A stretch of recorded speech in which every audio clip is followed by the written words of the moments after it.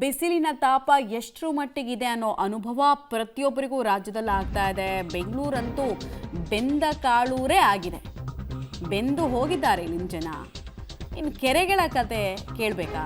ಬಿಸಿಲಿನ ತಾಪಕ್ಕೆ ಕೆರೆಗಳಲ್ಲಿ ನೀರಿಲ್ಲ, ಕಂಪ್ಲೀಟಾಗೆಲ್ಲ ಆವಿಯಾಗಿದೆ.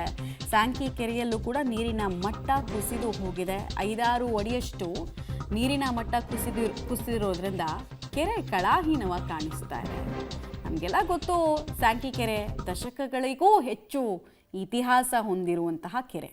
ಬಿರು ಬೇಸಿಗೆ ಎಫೆಕ್ಟ್ ನಗರದ ಹಲವು ಕೆರೆಗಳ ಮೇಲೆ ಆಗಿದೆ. ಈಗ ನಾನು ಸ್ಯಾಂಕಿ ಕೆರೆಯ ಬಳಿ ಇದ್ದೀನಿ. ಇಲ್ಲೂ ಕೂಡ ಸುಮಾರು ಒಂದು 4-5 ಅಡಿಗಳಷ್ಟು ನೀರು ಖಾಲಿಯಾಗಿದೆ. ಜೊತೆಗೆ ದಡ ಕಾಣ್ತಾ ಇದೆ. ಅಂದರೆ ಯಾವತ್ತೂ ಕೂಡ ಈ ಥರದ ಪರಿಸ್ಥಿತಿ ಕಂಡುಬರೋದಿಲ್ಲ. ವರ್ಷದ ಬೇಸಿಗೆ ಸಂದರ್ಭದಲ್ಲೂ ಕೂಡ ತುಂಬ ಅತಿ ಹೆಚ್ಚಿಗೆ ಬಿಸಿಲಿದ್ದಂಥ ಸಂದರ್ಭದಲ್ಲಿ ಮಾತ್ರ ಇಲ್ಲಿ ದಡ ಕಾಣುವಂಥದ್ದು. ಈಗ ಏನು ಗಮನಿಸ್ತಾ ಇದ್ದೀರಿ, ಆ ದಡ ಇಲ್ಲೆಲ್ಲವೂ ಕೂಡ ನೀರು ಆವರಿಸ್ಕೊಂಡಿರ್ತಾ ಇತ್ತು. ಈ ಜಾಗ ಏನಿದೆ, ಈ ಜಾಗದಲ್ಲಿ ಈಗ ನೀರು ಸ್ವಲ್ಪ ಮಟ್ಟಿಗೆ ಇದೆ. ಅಂದರೆ ಇಲ್ಲಿ ಸ್ವಲ್ಪ ಮಟ್ಟಿಗೆ ಶೇಖರಣೆ ಆಗಿರುವಂಥ ನೀರು ಒಂದು ಸ್ವಲ್ಪ ಹಳ್ಳ ಇರೋದರಿಂದ ಇಲ್ಲಿ ಶೇಖರಣೆ ಆಗಿದೆ. ಇನ್ನು ಉಳಿದಂಥದ್ದೆಲ್ಲವೂ ಕೂಡ ಆ ದಡ, ಅಂದರೆ ಅಲ್ಲೂ ಕೂಡ ನೀರಿತ್ತು. ಆ ನೀರೆಲ್ಲವೂ ಕೂಡ ಈಗ ಖಾಲಿಯಾಗಿದೆ. ಬೇಸಿಗೆ ಖಾಲಿಯಾಗಿ ಉಳಿದಿರುವಂಥ ನೀರಿದು.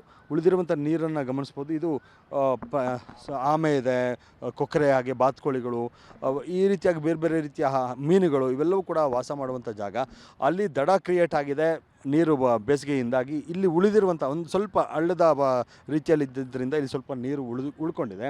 ಇಲ್ಲಿ ಈಗ ಕೊಕ್ಕರೆಗಳಾಗಿರ್ಬೋದು, ಹಾಗೆ ಆಮೆ ಆಗಿರ್ಬೋದು, ಬೇರೆ ಬೇರೆ ಪ್ರಾಣಿ ಪಕ್ಷಿಗಳು ಇಲ್ಲಿ ವಾಸವನ್ನು ಮಾಡ್ತಾ ಇರುವಂಥದ್ದು. ಅಂದರೆ ನೀರು, ಅಂದರೆ ಬೇಸಿಗೆಯಿಂದ ಎಷ್ಟರ ಮಟ್ಟಿಗೆ ನೀರು ಖಾಲಿಯಾಗಿದೆ ಮತ್ತು ಒಂದು ರೀತಿಯ ಸಂಕಷ್ಟದ ಪರಿಸ್ಥಿತಿ ಅಂತಲೇ ಹೇಳ್ಬೋದು. ಯಾಕಂದರೆ ಇದು ಅಪರೂಪದಲ್ಲಿ ಅಪರೂಪ. ತುಂಬ ಬಿಸಿಲಿದ್ದಂಥ ಸಂದರ್ಭದಲ್ಲಿ ಮಾತ್ರ ಈ ರೀತಿಯಾಗಿ ಕಾಣಸಿಗುತ್ತೆ. ಇಲ್ಲ ಅಂತಂದರೆ ಇಷ್ಟರ ಮಟ್ಟಿಗೆ ದಡ ಯಾವತ್ತೂ ಕೂಡ ಕಾಣಲ್ಲ.